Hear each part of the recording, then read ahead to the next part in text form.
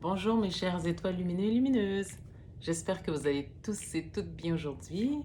Bienvenue sur ma chaîne. Donc aujourd'hui, toujours au rendez-vous pour une guidance intemporelle. Elle est valable à partir du moment que vous écoutez cette vidéo. D'accord? Donc, allons-y. Je vais m'installer. Nous allons aussi débuter avec une petite prière. Je vais faire usage du livre Le Guide des anges de l'édition Coup d'œil. Puis nous allons poursuivre avec la guidance intuitive en utilisant nos cartes d'oracle ici.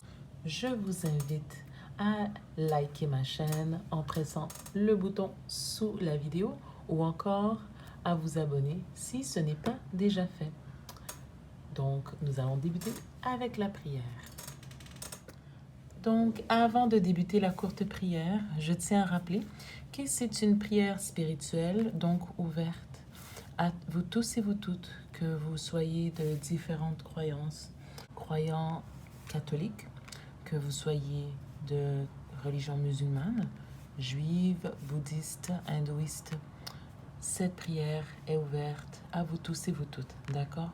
Car nous sommes tous les enfants de la source, donc il nous faut simplement nous recueillir ensemble et encourager les énergies de la source à venir continuer à veiller sur nous. Que la lumière éclaire notre cœur et que nous demeurons dans l'abondance de l'amour inconditionnel. Donc sur ce, je débute la prière. Donc le titre est Toujours présent. Toi que je nomme mon ange gardien, je sais que tu es toujours là, toujours à mon écoute, toujours disponible.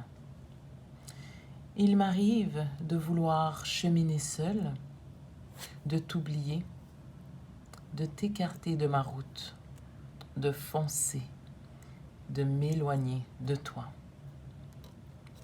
Oui, cela m'arrive, jusqu'à ce que les choses tournent mal, que je me blesse, que je souffre. Heureusement, je sais que tu es là, à attendre que je te fasse un signe. Et alors, tu accours à mon appel et tu m'accueilles à nouveau entre tes bras. Toi que je nomme mon ange gardien, je sais que tu es toujours là, toujours à mon écoute, toujours disponible. C'est à moi de te prier, c'est à moi de t'écouter, c'est à moi de comprendre ce que tu me dis. Oui, mon ange gardien, continue de me montrer la route que je dois suivre. Donc, suite à cette prière, je vous invite à l'adapter à vos croyances et aussi de voir de quelle manière est-ce que cette prière résonne avec vous et avec votre vécu. D'accord? Donc, à présent, nous pouvons passer au tirage de nos cartes d'oracle et recevoir les messages des guides. À tout de suite. Donc, nous avons ici nos 3 tirages de cartes d'oracle. Nous pouvons débuter en prenant celui-ci, les cartes d'oracle de la mission de vie de Isabelle Cerf. Donc, ici, nous avons la première carte, Burnout, retard externe. Ensuite, nous avons la seconde carte, l'architecte, en dessous 8 mois. Et nous avons la troisième carte, succès, abondance pour la saison prochaine. Donc, de quelle manière est-ce que je lis ces cartes? Donc, on voit, pour commencer, deux oppositions, n'est-ce pas? Et au centre, on voit le nom en fait, la profession de l'architecte. Mais mais ce que je ressens des guides, c'est plutôt le fait que le ou la consultante est l'architecte de sa propre vie, c'est-à-dire qu'elle décide de mettre en place les éléments pour progressivement sortir de cet état de burn-out. Donc, selon moi, ça peut être dans le milieu sentimental ou encore le milieu professionnel. Donc, le burn-out, c'est vraiment un état d'esprit d'épuisement. Donc, on voit qu'il y a une croissance, c'est-à-dire une gradation, car nous voyons burn-out, par la suite l'architecte, donc l'action de mettre en place. Puis, pour terminer, succès, abondance. Les messages des guides, c'est vraiment de continuer à encourager le ou la consultante de mettre en place et de concrétiser progressivement ses passions, ses rêves et aussi d'impliquer les gens qu'elle croit pertinentes à son évolution dans ses projets afin qu'éventuellement elle puisse atteindre cet objectif de succès, d'abondance et d'épanouissement. En dessous, on voit des petits terminologies comme, donc, nous avons retard externe. Donc, le burn-out, oui, conduit à un retard. L'architecte, on voit 8 mois. Donc, les guides nous disent que ça peut s'étendre sous plusieurs mois. Mais là où la consultante verra avec... en fait, vous pouvez voir avec vous-même si vous avez déjà débuté cette mise en place pour distinguer si effectivement il reste plus ou moins 8 mois ou 3, 4 mois ou 5 mois, vous verrez. Mais les anges disent que c'est un parcours de transition qui couvre une période de 8 mois pour finalement, d'ici les 3 prochains mois, ou disons d'ici la saison prochaine, actuellement nous sommes en hiver, mais bien sûr, c'est dépendamment de quel pays vous écoutez cette vidéo, mais c'est simplement pour expliquer que d'ici la saison prochaine ou d'ici les 2-3 mois à venir, vous auriez la chance et l'apaisement d'esprit que vous recherchez, car vous allez être dans un succès, une abondance, une sérénité, tout ce qui est complètement distinct à cet état d'esprit d'épuisement qui est le burn-out. D'accord? Voilà. À présent, nous pouvons prendre le second paquet de l'Ho'oponopono. Donc, ce que nous avons ici. Nous avons la carte 33, le néant. Nous avons la carte 22, la femme.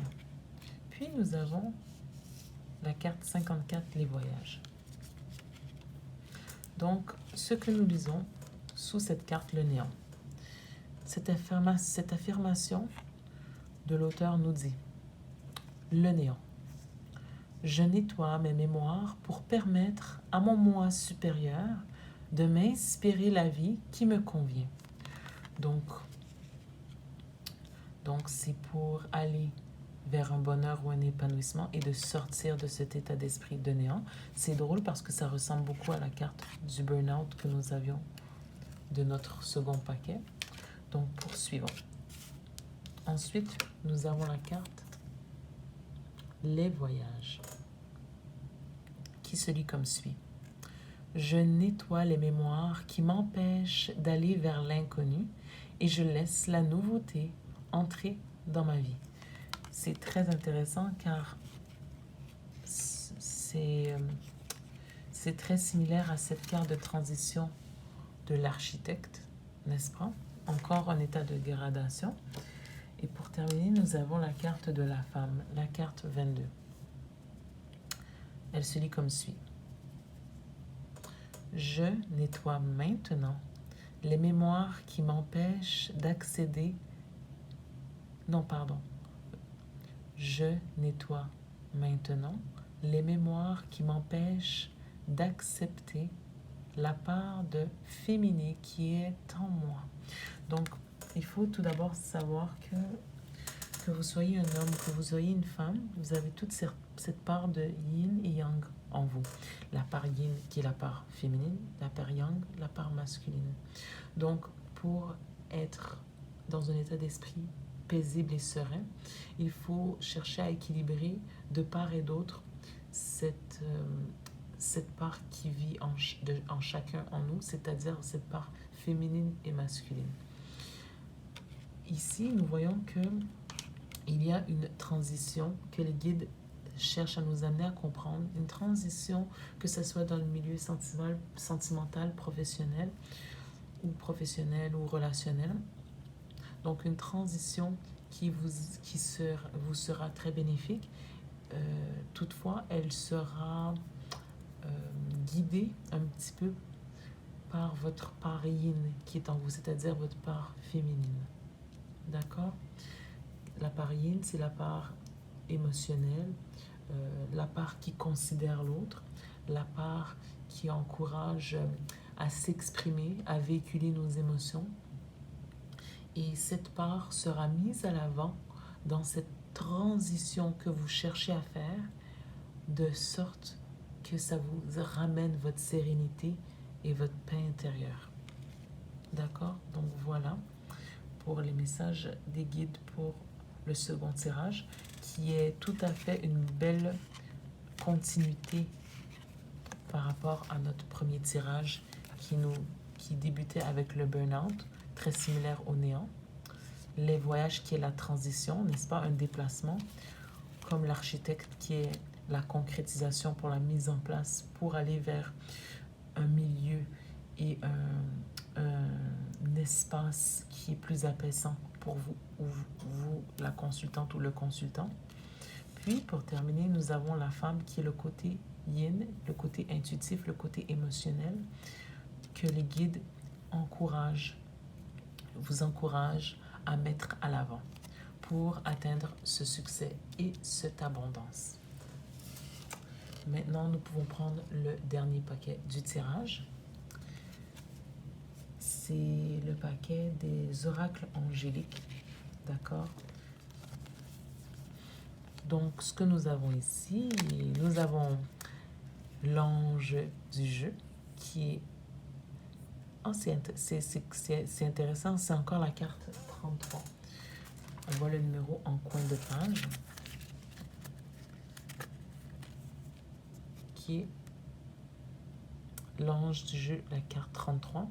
Donc, la carte 33, en fait, le numéro 3, c'est un numéro, selon la numérologie, c'est un numéro qui encourage à être généreux, optimiste et garder l'enthousiasme.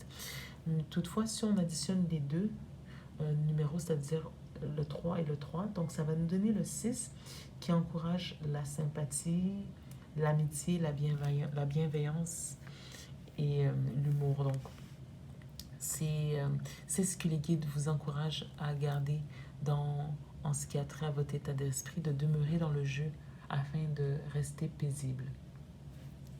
D'accord? Ensuite, nous avons la carte de l'archange Michael, la carte numéro 5.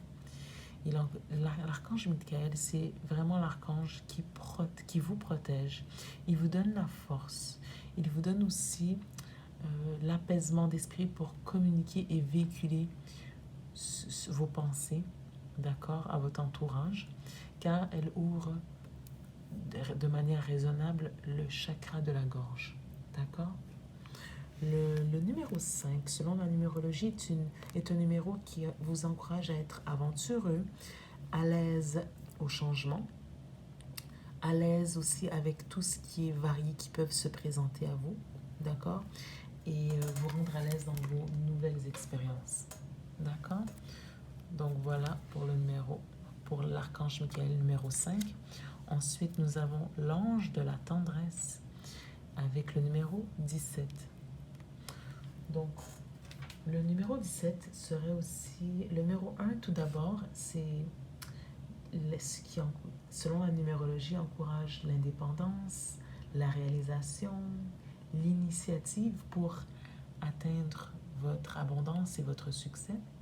Puis le numéro 7, c'est vraiment le cheminement de l'apprentissage, de la sagesse aussi, et de la compréhension Donc, ça, c'est pour le 1 et le 7 pour le 17. Puis, si on additionne ces deux chiffres, cela donne le numéro 8, qui vous encourage à être entrepreneur dans vos projets, puis aussi être compétent pour atteindre vos objectifs financiers. Donc, c'est la numérologie associée au chiffre 17. Toutefois, l'ange de la tendresse vous soutient de telle sorte que vous vous sentez entouré d'un espace très chaleureux, car c'est l'ange de la tendresse avec le toucher, geste affectueux et beaucoup d'empathie. Donc voilà. Ensuite, nous avons l'ange du bonheur. C'est une belle ange qui a même aussi une clé, c'est intéressant, la clé de votre cœur afin que vous atteigniez le bonheur. Voyez-vous, la paix, la clé du bonheur et l'ouverture. Le chiffre 24 selon la numérologie serait associé par exemple au numéro 6 qui est la bienveillance, l'amour. Le 2 serait l'harmonie, d'accord? Associé à cette carte, je ressens que les guides me véhiculent le mot de l'harmonie. Puis aussi, on a le chiffre 4 qui vous encourage à être vraiment dans la notion du service, d'accord? Le service vis-à-vis de votre prochain, envers vous-même, bien sûr, et aussi le service vis-à-vis de votre prochain. Nous avons ici la carte l'ange de l'amour des animaux. C'est la carte 37. C'est très beau. On a un petit chien, un petit chat ici. C'est très, très mignon. Et un très bel ange ici qui les tient dans ses bras. On dirait qu'il ressent les énergies des animaux. Donc, il dit que c'est de magnifiques compagnons terrestres qui vous donnent leur amour inconditionnel. Et vous pouvez très certainement aller vous promener dans la nature, apprécier les végétaux, les animaux, ou aussi vos animaux de compagnie si vous en avez. D'accord? Or, bien sûr, je peux vous résumer un petit peu. Le chiffre 37, ça serait le chiffre 10 qui se résumerait au chiffre 1. Si on fait 1 plus 0, ça serait le chiffre 1. Donc, le 37 vous encouragerait à réaliser vos projets, à être dans la créativité et l'inspiration. C'est ce que je ressens que les guides nous véhiculent pour cette carte-ci. Puis le chiffre 3 serait de garder votre enthousiasme. Puis le chiffre 7 serait de vous encourager à demeurer un petit peu dans la spiritualité, de manière que vous voyez clairement ce dont vous avez besoin, ce qui vous épanouirait, va vous épanouir dans votre vie, et ce qui serait survolé par la spiritualité, de telle sorte que vous ne vous perdez pas dans vos projets ou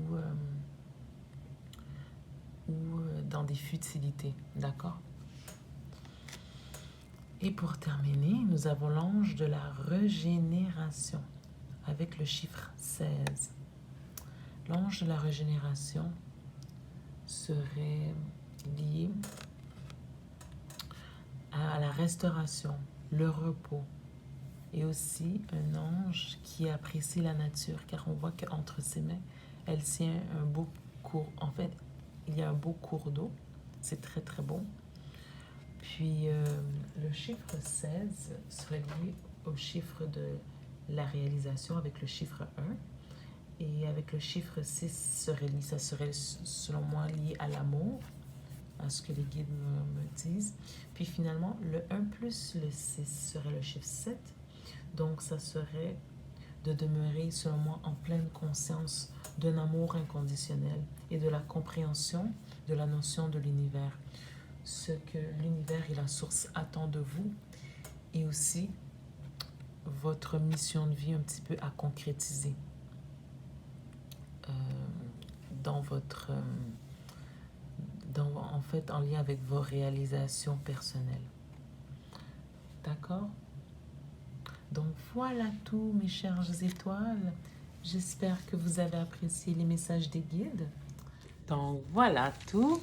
J'espère que cette guidance vous a parlé et qu'elle, d'une quelconque manière, vous sera utile au fil des prochaines journées, au fil des prochaines semaines ou simplement utile dans vos réflexions personnelles de la vie courante. Donc voilà.